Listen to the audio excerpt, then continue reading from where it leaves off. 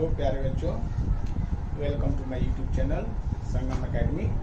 आज हम class 9 mathematics में नंबर सिस्टम शुरू करने जा रहे हैं। तो बच्चों, नंबर्स के बारे में तो आपने पहले भी पढ़ा हुआ है। थोड़ा सा पहले की चीज़ें हम रिवाइज करें, क्योंकि हमने देखा है कि कुछ एक बच्चे ऐसे होते हैं जो थोड़ी सी उनको प्रॉब्लम होती है। और जनरली हमने ये देखा है कि जो नंबर फ्रैक्शनल्स नंबर हैं, जिनको नंबर लाइन पे रिप्रेजेंट करना होता है, वो कुछ एक बच्चे होते हैं जिनको ये बात क्लियर नहीं होती है। तो थोड़ी सी रिकैप करते हैं उन चीज़ों को, इसके बाद फिर हम सब्जेक्ट पे आएंगे। अच्छा, ये पहला जो है इंट्रोडक्शन चैप्टर है, इंट्रोडक्शन वीडियो है। तो इंट्रोडक्शन के बाद हम एक्सरसाइज वाइज करेंगे। पहले एक्सरसाइज के पहले हम फिर उसका ब्रीफ इंट्रोडक्शन लेंगे, फिर एक्सरसाइज के एक क्वेश्चन करेंगे। और एक्सरसाइज में जो क्वेश्चन दिए गए हैं, जैसे आपको पता है कि एनसीईआरटी में इतने ज़्यादा क्वेश्चन नहीं हैं। जो बच्चे ज़्यादा पढ़ना चाहते हैं उनके लिए सफिशिएंट नहीं हो पाते हैं। तो एक्सरसाइज में जो क्वेश्चंस हैं, तो उस टाइप के क्वेश्चंस और भी 2, 4, 5 क्वेश्चन हम ऐड करेंगे दूसरी किताब से। आर.डी. शर्मा, आर.एस. अग्रवाल या मार्केट में और बहुत सारी किताबें हैं, तो उनसे हम ऐड करेंगे ताकि आपके लिए प्रैक्टिस जो है वो सफिशिएंट हो जाए। यदि जितना मैं आपको इस वीडियो में बता रहा हूँ उतना आपने प्रैक्टिस कर लिया तो सफिशिएंट होगा आपके लिए। आपको और कोई भी बुक देखने की जरूरत नहीं पड़ेगी, इतना काफ़ी है। लेकिन यदि कोई बच्चा चाहता है कि नहीं, मुझे तो और भी बहुत ज़्यादा करना है, तो ये बहुत अच्छी बात है। तो ये समझिए कि जितना हमने आपको बता दिया उसके बेस पे आप कोई बुक कर सकते हैं। आर.एस. अग्रवाल हो, आर.डी. शर्मा हो, कोई बुक कर सकते हैं, तो कोई प्रॉब्लम नहीं आएगी। इसके बावजूद भी यदि आपको लगता है कि कुछ क्वेश्चन हैं जो नहीं हो पा रहे हैं आपसे, तो प्लीज़ कमेंट बॉक्स में लिखिए, मैं उनके लिए नया वीडियो बनाऊंगा और आपको मैं प्रेजेंट करूँगा। ठीक है, तो चलिए हम शुरू करते हैं। तो सबसे पहले कि फ्रैक्शनल नंबर्स हम किसी छोटे छोटे क्लास में जो पढ़े हैं, 6th में, 7th में, 8th में, 9th में, तो वहाँ से हम थोड़ा से स्टार्ट करते हैं कि हमने पढ़ा है कि नंबर पर, नंबर लाइन के ऊपर में नंबर्स को कैसे रिप्रेजेंट करते हैं। तो देखिए, नंबर तो 2 तरह के होते हैं, एक तो होल नंबर और एक फ्रैक्शनल नंबर। तो होल नंबर में मान लीजिए कि 1 है, 2 है, 3 है। पहले चैप्टर का नाम लिख दिया जाए, इसके बाद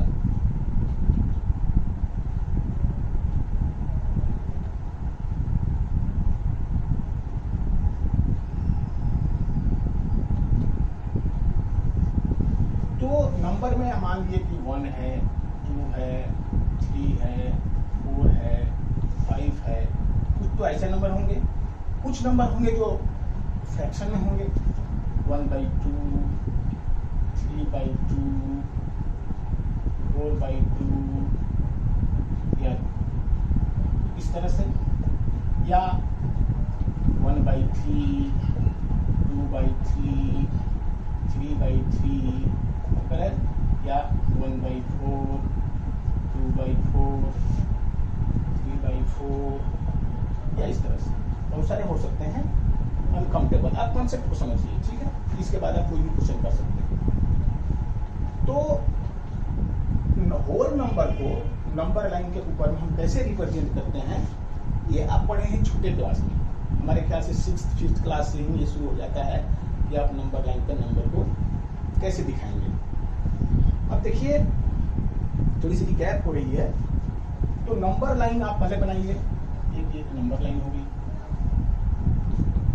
और आपको पता है कि लाइन कभी भी टर्मिनेट नहीं होती है, इसलिए लाइन के दोनों तरफ एरो बनाना मस्ट है। अदरवाइज जो लाइन सेगमेंट हो जाएगा वो लाइन नहीं कहलाएगी। और इसमें एक हम रेफरेंस नंबर लेते हैं 0, और 0 के राइट साइड में सारे पॉजिटिव नंबर दिखाते हैं और 0 के लेफ्ट साइड में सारे नेगेटिव नंबर दिखाते हैं। अब यदि 1, 2, 3, 4, 5 को दिखाना है, होल नंबर्स हैं, तो इन नंबर के लिए तो कोई प्रॉब्लम है नहीं, कोई दिक्कत ही नहीं है। 1, 2, 3, 4 और नेगेटिव यदि नंबर है तो इधर -1, -2, -3 वगैरह ऐसे करके हम दिखा सकते हैं। तो बच्चों यहाँ पर एक डाउट आती है बच्चों को कि कितना डिस्टेंस को हम 1 2 3 ऐसे करके माने। देखिए यहाँ आप ये समझिए, ये जो नंबर आपको नंबर लाइन पर रिप्रेजेंट करने के लिए दिए गए हैं, ये नंबर्स हैं, इनका कोई यूनिट नहीं है, सेंटीमीटर, मीटर, मिलीमीटर वगैरह कुछ भी होता है, ये सिर्फ नंबर्स हैं। तो ये नंबर्स आप अपनी कन्वीनियंस के अनुसार, अपनी इच्छा के अनुसार कितना भी आप ले सकते हैं, ठीक है। 1 यहाँ से यहाँ तक, 2, ये ध्यान है कि जितना 1 होगा उतना ही यहाँ से आगे के जो सेगमेंट्स होते हैं वो इक्वल होंगे, यही ध्यान रखने वाली बात है। बाकी ये 0 से 1 कितना हो सकता है, ये हर बच्चे के लिए अलग अलग होता है, ये कोई डिफाइन नहीं है कि 1 सेंटीमीटर होना चाहिए, 10 सेंटीमीटर होना चाहिए, कितना होना चाहिए, ऐसा कुछ भी डिफाइन नहीं है, अपनी मर्जी से आप ले सकते हैं। तो अब मान लीजिए कि हमें ये देखना होता है कि हमें कितने नंबर को नंबर लाइन पर रिप्रेजेंट करना होता है, तो उसके अनुसार ताकि हमारे पेज में वो चीज कवर हो जाए, उसके अनुसार हम डिस्टेंस 1 2 3 4 5 को डिस्टेंस ले लेते हैं, ठीक है। तो ये तो आप पहले से जानते हैं। अब देखिए, अब हम आते हैं थोड़े फ्रैक्शनल नंबर्स पे। तो फ्रैक्शनल नंबर्स पे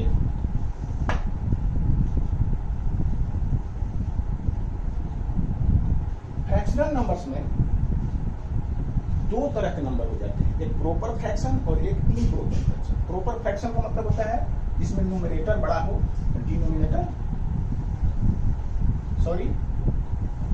प्रॉपर फ्रैक्शन में प्रॉपर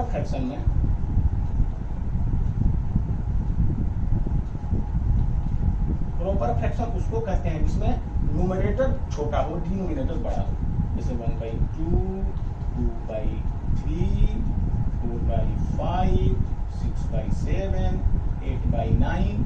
यानी आप क्या देख रहे हैं, इसमें डिनोमिनेटर बड़े हैं, न्यूमरेटर छोटे हैं। ये सभी के सभी क्या है, ये प्रॉपर फ्रैक्शन है। इम्प्रॉपर फ्रैक्शन में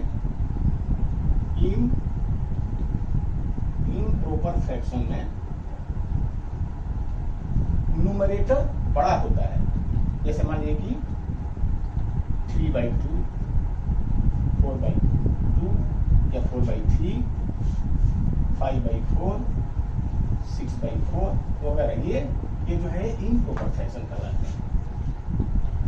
अब मान लीजिए कि हमें ये एक जैसे डिनोमिनेटर को हमने एक क्वेश्चन में एक जैसे डिनोमिनेटर को हमने लिया है, ये सारे जो है इनमें डिनोमिनेटर सेम है, इन सबको हम एक ही नंबर लाइन पर रिप्रेजेंट कर सकते हैं। फिर यदि दूसरा डिनोमिनेटर लेना है ना, तो उसके लिए हम दूसरा नंबर लाइन बनाना पड़ता है। तो ये ध्यान रखना चाहिए कि एक जैसे डिनोमिनेटर को हम एक ही लाइन पे रिप्रेजेंट कर सकते हैं। अब देखते हैं जिसके डिनोमिनेटर 3 है, तो अब ध्यान दीजिए यहाँ पे कि 1/3 का मतलब क्या है कि 1 का थर्ड पार्ट। तो सपोज करिए ये 0 है, ये 1 है, ये 2 है, ये 3 है, एंड सो ऑन। तो 1/3 का मतलब क्या होता है, 1 का थर्ड पार्ट एक बार। इसका मतलब 0 से 1 को क्या करेंगे, 3 पार्ट में डिवाइड करेंगे, तभी तो उसमें से एक पार्ट को हम क्या कहेंगे, 1/3 कहेंगे। ये यहाँ से यहाँ तक ये 1/3 हुआ, यहाँ से यहाँ ये भी 1/3 हुआ, यहाँ से ये 1/3 हुआ। तो एक जो यूनिट है 0 से 1, उसको 3 पार्ट में डिवाइड किया हमने। तो यहाँ से यहाँ तक ये हो गया 1/3, फिर दूसरा 1/3 और फिर ये तीसरा 1/3। अब तीनों को ऐड कर देंगे तो 1/3 + 1/3 + 1/3 कितना होता है, 3/3, यानी कि 1, यानी कि ये हो गया 1। तो अब आपको देखना है कि 1/3, तो 1/3 ये वाला हुआ, तो 1/3 ये बना। यदि आपको बोलेगा 2/3 दिखाइए, तो 2/3 यानी कि 2/3 का मतलब क्या है, 2/3 का मतलब कि 2 बार 1/3 और 1/3, या इसको ऐसे भी समझ सकते हैं 2 × 1/3। 2/3 का मतलब है 2 बार 1/3 1/3, यानी एक बार 1/3 ये और एक बार 1/3 ये, यानी ये हो गया, या 2 × 1/3, तो 1/3 एक बार और एक बार होगा, यानी यहाँ से लेकर के यहाँ तक क्या हो गया, 2 × 1/3, यानी कि 2/3। यही यदि 3/3 है तो 3/3 है, तो इसका मतलब है कि 3 बार 1/3, यानी कि 1/3 + 1/3 + 1/3 3, या इसको ऐसे भी लिख सकते हैं कि 3 टाइम्स 1/3, एक ही बात है। तो इसका मतलब क्या कि 3 बार, तो एक बार यहाँ से यहाँ तक, दूसरी बार यहाँ से, तीसरी बार यहाँ से यहाँ तक, तो ये पॉइंट यहाँ से यहाँ तक का जो लेंथ हुआ वो क्या होगा, 3 बार 1/3, यानी कहने का मतलब ये क्या हुआ, 1 हुआ। तो यहाँ से यहाँ तक ये 1 है। तो कहने का मतलब यदि 1 डायरेक्ट लिखा हुआ है तब तो आप इसको कर सकते हैं। इसी को हम दूसरे में भी कर सकते हैं कि 3 टाइम्स 3/3 है, इसलिए इसको हम 1/3 के सेगमेंट में हमने 3 बार डिवाइड किया। अब देखिए, अब क्या इस नंबर को हम इस नंबर लाइन पे दिखा सकते हैं? यदि आप पहले से इस क्वेश्चन के लिए ये नंबर लाइन में बना चुके हैं तो इसका मतलब क्या है कि 1 को 4 टाइम्स से डिवाइड करना है, इसीलिए अब इसको 1 को 4 टाइम्स से डिवाइड नहीं कर सकते हैं, कटिंग कुटिंग करना पड़ेगा। इसलिए हम कहते हैं कि सिमिलर डिनोमिनेटर जो इस क्वेश्चन में है उन सारे क्वेश्चन को हम एक नंबर लाइन में दिखा सकते हैं। लेकिन यदि दूसरा डिनोमिनेटर है तो उसके लिए दूसरा नंबर लाइन बनाएंगे। तो अब इस क्वेश्चन के लिए हम दूसरा नंबर लाइन बनाने जा रहे हैं, ठीक है। तो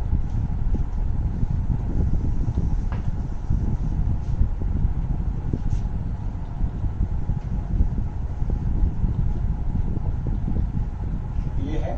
अब देखिए, आपको 1/4 पे आपको आना है, ठीक है, 1/4 पे आना है आपको। ये मैं मिटा दे रहा हूं, यदि जरूरत इनको पड़े वो वीडियो को पॉज करके नोट कर लें प्लीज। अब हम इस पे आ रहे हैं। तो 1/4 का मतलब क्या है? 1/4 का मतलब है कि 1 का 4th पार्ट। तो यदि 0 से लेकर के यहाँ पे 1 हमने लिखा है और इस तरह से 2 लिखा है, इस तरह से 3 लिखा है, आगे जा रहे हैं नंबर लाइन, तो हमें 1 को 4 पार्ट में डिवाइड करना है, तभी तो 1/4 हम ले सकते हैं उसमें से। यानी यहाँ से हम 1 2 3 और ये हो गया 4, इस तरह से हम 4 पार्ट में डिवाइड करेंगे। तो ईच पार्ट 1/4 बना, ये 1/4, ये भी 1/4, ये भी 1/4, ये भी 1/4। यानी 1/4 का मतलब एक बार 1/4, यानी यहाँ से लेकर के यहाँ तक ये जो पॉइंट हुआ ये 1/4 हो गया। यहाँ से लेकर यहाँ तक 2 बार 1/4, तो ये वाला पॉइंट जो होगा वो 2 टाइम्स 1/4, यानी कहने का मतलब ये 1/2 कहलाएगा। कहने तो हाफ में है ये, तो 1/2 वही 2 टाइम्स 1/4 के बराबर हो गया। ये यहाँ पर जो है वो 3 टाइम्स 1/4 है, 3 टाइम्स 1/4 है, और ये जो है यहाँ पे 3 टाइम्स 1/4 है। तो इस तरह से हम 1/4 के जितने भी होंगे उन सबको हम इस नंबर लाइन पे रिप्रेजेंट कर सकते हैं। अब इसमें 1/4 को आपको दिखाना है, तो ठीक है, वापस हम चलते हैं। तो ये हो गया आपका 1/4, 2 टाइम्स 1/4, 2 टाइम्स 1/4, ये हो गया 2 टाइम्स 1/4। फिर 3 टाइम्स 1/4, ये हो गया 3 टाइम्स 1/4। अब मान लीजिए कि आगे आपको दिया है यहाँ पे, मान लीजिए 6 टाइम्स 6/4, 6/4 आपको दिखाना है। तो देखिए ये जो है वो इम्प्रॉपर फ्रैक्शन बन गया, इम्प्रॉपर फ्रैक्शन बन गया।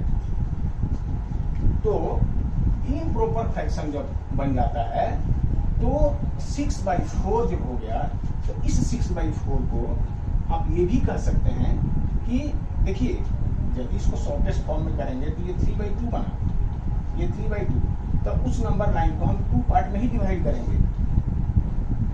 लेकिन यदि हम नहीं कटाते हैं तो हम, चूंकि हम 1/4 वाला समझा रहे हैं आपको, इसलिए आप समझिए इसको हम कटा नहीं रहे हैं। इसको 6/4 को हम क्या लिखेंगे, इसको 2 इसे डिवाइड करेंगे, 2 टाइम्स जाएगा, और 2 टाइम्स जाने के बाद क्या बचेगा, 2 टाइम्स 2/4,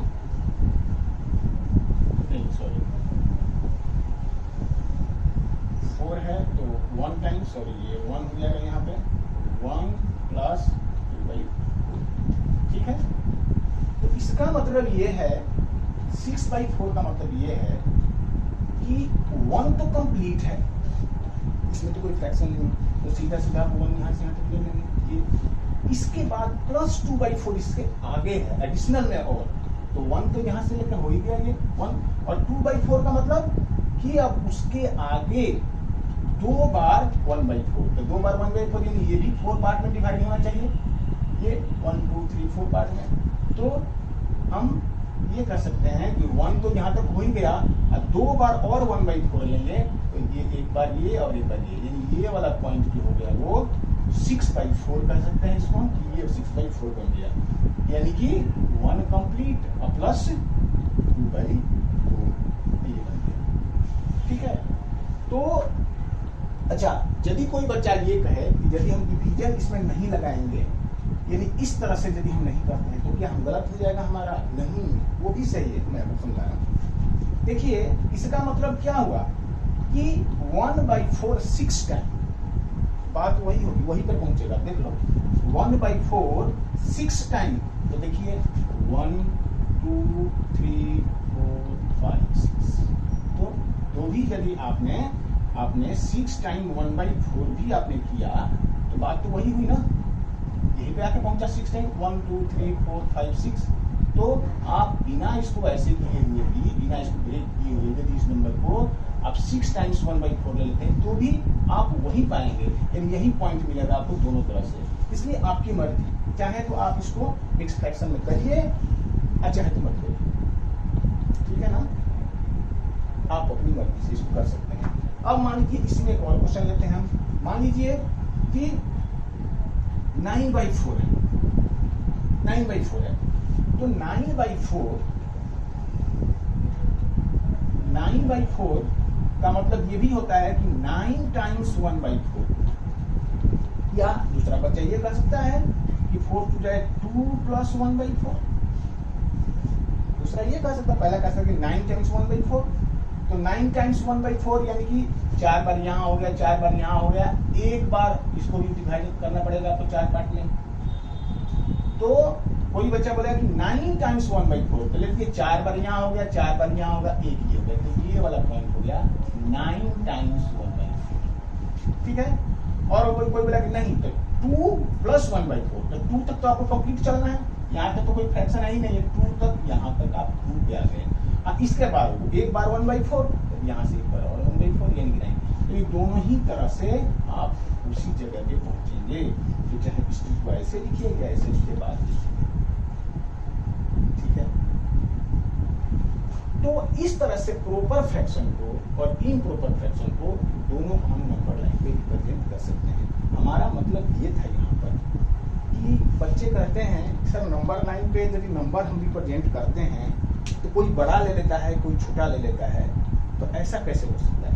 तो हमारा यही आपको बताने का मतलब यही है कि देखिए, आप अपनी कन्वीनियंस के अनुसार आप डिस्टेंस लेंगे 1 2 3 4, और उसमें सब पार्ट जो है वो अपनी क्वेश्चन के अनुसार आप उसमें सब पार्ट बनाएंगे।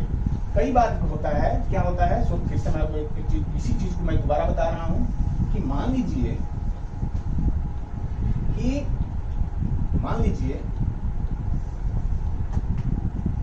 कि ये क्वेश्चन हमें दिया गया है, ये क्वेश्चन हमें दिया गया है, ये है नंबर लाइन को रिप्रेजेंट करना है। तो पहले 0 से लेकर के 1 बना के फिर उसमें 3 इक्वल पार्ट बनाना, ये थोड़ी डिफिकल्ट हो जाता है बच्चों के लिए। इक्वल पार्ट लें तो कैसे लें, या कोई देखिए, कोई जरूरी नहीं है कि एग्जैक्टली इक्वल, टीचर आपका मेथड देखते हैं, न कि वो एक्यूरेट करके मेजरमेंट आपका सही है कि नहीं। ठीक है, तो इसलिए हम क्या करते हैं, नंबर लाइन बनाने के समय ही जिस तरह का क्वेश्चन दिया हुआ है ना, उस तरह का हम नंबर लाइन बना लेते हैं। जैसे मान लीजिए हमें पता है कि 1/3 2/3 3/3 इनको हमें नंबर लाइन, यानी कि हर ईच पार्ट को हमें 3 पार्ट में डिवाइड कर रहे हैं, तो हम क्या करते हैं, पहले एक नंबर लाइन बना लेंगे, और ये मान लीजिए कि हमारा 0 है, तो पहले ही इसको 3 इक्वल पार्ट में डिवाइड कर लेंगे, 1 पार्ट 2 पार्ट और 3 पार्ट, तब इसको हम 1 लिखेंगे, तब इसको हम 1 लिखेंगे, फिर 1 पार्ट 2 पार्ट 3 पार्ट, तब इसको हम 2 लिखेंगे, फिर 1 पार्ट 2 पार्ट 3 पार्ट 3 इसको 3 लिखेंगे, और इस तरह से इसको हम आगे देखेंगे कि जरूरत नहीं है, जहां तक जरूरत है वहीं तक सब डिवीजन करेंगे, जब जरूरत नहीं तो इसको ऐसे ही छोड़ देंगे। ये 1, ये 2, ये 3, ये इक्वल होना चाहिए, ये 4, ये आगे की तरफ इक्वल होना चाहिए। अब यदि हमें कोई कहे कि 1/4 दिखाइए, तो 1/4 क्या हो गया, ये 1/4, ये 1/4 हो गया। 2/4 दिखाइए, तो 2/4 ये हो गया, 2/4 ये हो गया। फिर कोई बताए 3/4 दिखाइए, तो 3/4 दिखाइए, सॉरी गलत हो, सॉरी, हम 1/3 वाला ले रहे हैं ना, तो हमने 4 वाला दिखाने लगे, तो हम कहते हैं कि 1/3 दिखाइए, तो ये 1/3 हो गया, 1/3। 2/3 दिखाइए, तो ये हो गया 2/3, ये हो गया 2/3। फिर ये कह रहा है कि 4/2 3/3 दिखाइए, तो 3/3 ये हो गया। इस तरह से और भी आगे आपको जो दिमाग एक बोलता है कि 4/3 दिखाइए, तो 4/3 ये हो गया, ये 4/3 ये हो गया, ये हो गया 5/3, 5/3, ये हो गया 6/3 एंड इस तरह से सो ऑन, ये हो गया आपका, इस तरह से चलता चला जाएगा। तो आई थिंक ये टॉपिक आपको क्लियर हो गया होगा, और ये पीछे का सब्जेक्ट था, ठीक है ये। और लेकिन फिर भी अभी दोबारा भी हम आएंगे, इस क्लास में भी ये क्वेश्चन पढ़ना है कि रेशनल नंबर को हमें नंबर लाइन पे कैसे लिखें, इसलिए आप निश्चिंत रहिए, क्रिस्टल क्लियर होगा एवरीथिंग। यदि हम समझ रहे हैं तो आपको समझ में नहीं आएगा, ऐसा हो ही नहीं सकता है, गारंटी के साथ आपको समझ में आएगा। और प्लीज एक चीज मैं बता रहा हूँ आपको, यदि समझ में जो चीज नहीं आया आपको, या आप चाहते हैं कि कुछ इंप्रूवमेंट किया जाए इस वीडियो में, तो प्लीज कमेंट बॉक्स में लिखिए, आप हमें फीडबैक दीजिए, मैं पूरी जी जान से आपकी मदद करूंगा। श्योर, आप निश्चिंत रहिए इसके लिए। जो भी प्रॉब्लम आएगी आप मेरे साथ शेयर जरूर करिए और मेरे को एडवाइस भी करिए प्लीज, हम आपके लिए एकदम 100% खड़े हैं, ठीक है। अब बात आती है यहाँ पे, अब ये क्लास 9 से पहले की ये चीजें आप पढ़े थे, ठीक है, और उन्हीं चीजों को हम थोड़ी सी रिकैप करेंगे, कोई नई चीज नहीं है यहाँ पे। अब देखिए क्लास 9th में आपका शुरू हो रहा है एक्चुअली रेशनल नंबर से, कि रेशनल नंबर क्या है, ठीक है ना, रेशनल नंबर क्या है। तो इसके पहले कि इसको मैं मिटाता हूं,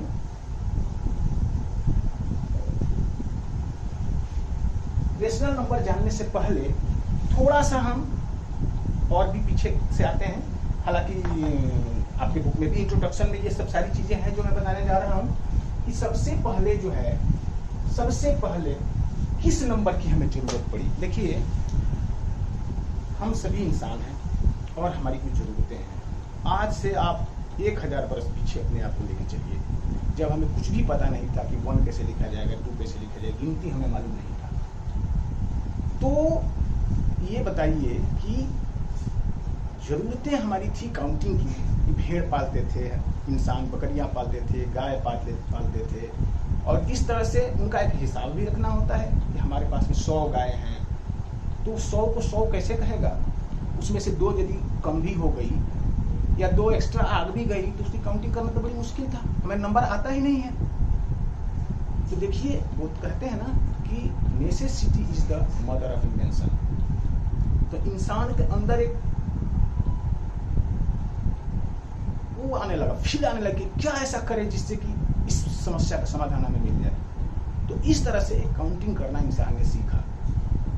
तो इस तरह से इनकी जरूरत हमें नेचुरली पड़ी, तो इसलिए काउंटिंग के नंबर बनाए गए 1 2 3 4 5 6 7 8 9 10, और इसीलिए ये नेचुरल नंबर कहलाए। और नेचुरल नंबर और काउंटिंग नंबर्स ये दोनों सेम बात है, यानी आपको पता है कि काउंटिंग के लिए तो 1 से कम की तो जरूरत ही नहीं पड़ती है, काउंटिंग 1 से ही तो शुरू करेंगे। आप प्रिमिटिव एज में चले जाइए, आज की तरह से मत सोचिए, 1 से ही तो काउंटिंग करेंगे हम, 1 हो गया, 2 हो गया, 3 हो गया, 4 हो गया।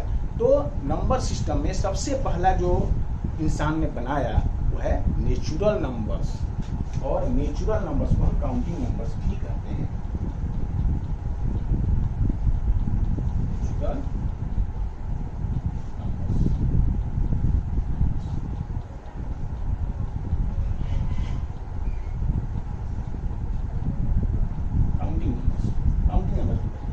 ये नंबर 1 से शुरू होता है, क्योंकि 1 से कम हमें ज्ञान ही नहीं था कि 1 से कम भी कोई चीज हो सकता है उस समय।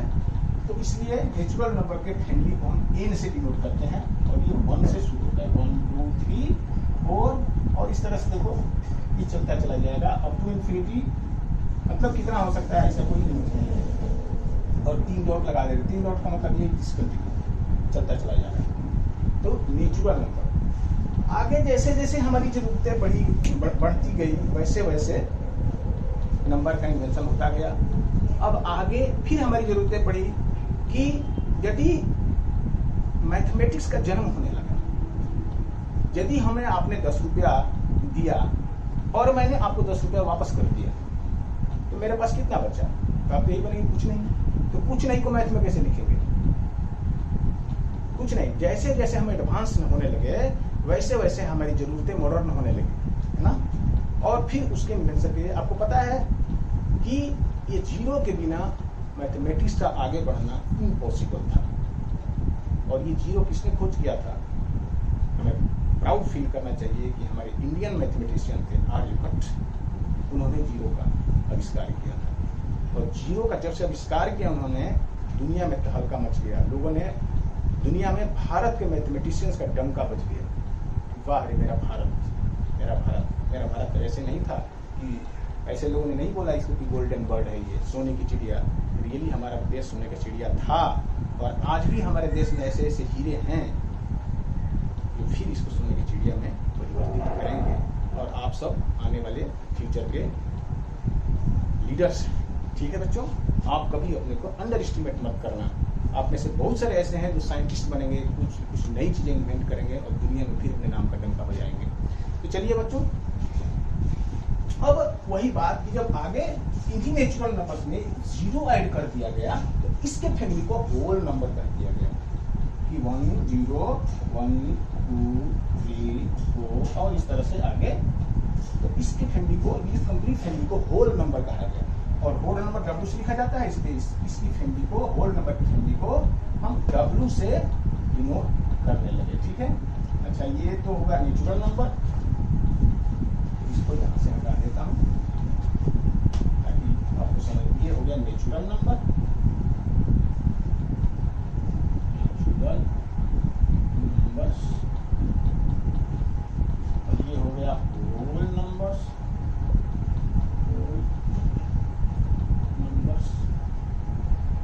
इस तरह से होल नंबर की जरूरत पड़ी। तो मतलब नेचुरल नंबर्स और होल नंबर में सिर्फ एक ही का डिफरेंस है कि इसमें जीरो शामिल होता है, इसकी फैमिली के और इसकी फैमिली के जीरो। यानी all the natural numbers whole number के अंदर आते हैं। यदि इसको हम कहें कि यहाँ ये होल नंबर है, इसी में यहाँ से यहाँ यही तो नेचुरल नंबर है, ये नेचुरल नंबर है, ये नेचुरल नंबर है और इसमें एक जीरो एडिशनल है। तो all the natural numbers come under whole number, लेकिन all whole number don't come under natural numbers. तो ये ध्यान रखने वाली, कई बार ये क्वेश्चन इस तरह से दिमाग में आ जाता है, तो इसलिए ध्यान रखें कि ऑल होल नंबर्स और all the whole numbers are not natural numbers but all natural numbers comes under the. ठीक है। अब बच्चों, यदि हम एक नंबर लाइन बनाते हैं और होल नंबर को जीरो से हम स्टार्ट करते हैं, 1 2 3 4 और 5 इस तरह से। मान लीजिए कि यहाँ पर एक मिरर रख दिया हमने, मिरर। तो इन सभी का इमेज इधर बनेगा, 1 यहाँ बनेगा, 2 यहाँ बनेगा, 3 यहाँ बनेगा, 4 यहाँ बनेगा और इस तरह से। तो इन्हीं का इमेज बनेगा जीरो की तरफ। लेकिन ये जीरो के लेफ्ट साइड वाले सारे नंबर्स को हम नेगेटिव नंबर्स, नेगेटिव से दिखा दिया, नेगेटिव नंबर्स होते हैं। क्योंकि नंबर लाइन पे जीरो एक रेफरेंस पॉइंट होती है, जीरो के right side all numbers are positive numbers और जीरो के लेफ्ट साइड में ऑल आर नेगेटिव नंबर्स होते हैं। और इन्हीं का ये मिरर इमेज होता है, यानी जितना डिस्टेंस ये उतना ही डिस्टेंस ये, जितना डिस्टेंस ये उतना ही डिस्टेंस ये, जितना डिस्टेंस ये उतना ही डिस्टेंस ये, इस तरह से है। तो ये सारे नंबर्स को हम क्या करते हैं? इनको हम इंटीजर्स कहते हैं। These numbers integer number. तो इंटीजर जो होते हैं किस नंबर को कहते हैं? जो नंबर टुकड़े टुकड़े में ना हो, कंप्लीट हो, जिसमें डेसिमल में ना हो, फ्रैक्शन ना हो, कंप्लीट नंबर हो, उनको हम इंटीजर्स कहते हैं। जैसे मान लीजिए ये 4/3, इसमें 1 + 1/3। तो इसमें 1 जो है वो इंटीजर है, ये फ्रैक्शन है, इसमें इतने को इंटीजर बनेंगे। इसको इंटीजर नहीं कर सकते हैं। तो जो फ्रैक्शन में होते हैं और जो प्रॉपर फ्रैक्शन होता है, प्रॉपर फ्रैक्शन में सारे नंबर वो इंटीजर ही है, लेकिन इम्प्रॉपर फ्रैक्शन में दो पार्ट होता है, एक इंटीजर पार्ट और एक फ्रैक्शनल पार्ट। तो हम यहाँ पे तो हमने क्या देखा कि इंटीजर्स उन नंबर को कहते हैं जो नंबर कंप्लीट हो अपने में, टुकड़े टुकड़े में ना हो, जैसे 1 2 3 4 5 0 और -1 -2 -3 -4 -5, यानी ये नेगेटिव में भी होते हैं। तो इंटीजर तीन तरह के होते हैं, ठीक है, नेगेटिव इंटीजर्स, जीरो और पॉजिटिव इंटीजर्स। तो नेगेटिव इंटीजर्स ये हो गए सारे, नेगेटिव इंटीजर, ये है जीरो, सॉरी ये है जीरो इंटीजर, और ये है पॉजिटिव इंटीजर्स, ये पॉजिटिव इंटीजर्स। ये थोड़ा शॉर्ट फॉर्म है, प्लस VE मतलब पॉजिटिव, माइनस VE मतलब नेगेटिव, ठीक है। आप पॉजिटिव पूरा भी लिख सकते हैं, कोई दिक्कत नहीं है। तो इस तरह से आप यहाँ पर ये समझे कि इंटीजर्स जो है तीन तरह के होते हैं, सारे नेगेटिव नंबर्स नेगेटिव इंटीजर हैं। जीरो एक अलग है, ना नेगेटिव होता है ना पॉजिटिव होता है, जीरो वो बाउंड्री पर होता है, तो उसको ना ही नेगेटिव में रखा जाता है ना, इसलिए अपना एक अलग ही क्लास रखता है जीरो। तो जीरो एक जीरो इंटीजर कहलाता है, और उसके बाद के राइट साइड सारे पॉजिटिव इंटीजर कहते हैं। तो इंटीजर तीन तरह के होते हैं, ठीक है, नेगेटिव, पॉजिटिव और जीरो। तो ये सारे के सारे नंबर इंटीजर कहलाते हैं, ठीक है। अब इसमें हमें आगे पढ़ना है रेशनल नंबर क्या होते हैं। ये क्लास 9th में एक्चुअली मेन आपका टॉपिक यही से शुरू होता है क्लास 9 का, कि रेशनल नंबर क्या होते हैं। रेशनल नंबर के लिए प्लीज अगली वीडियो देखिए।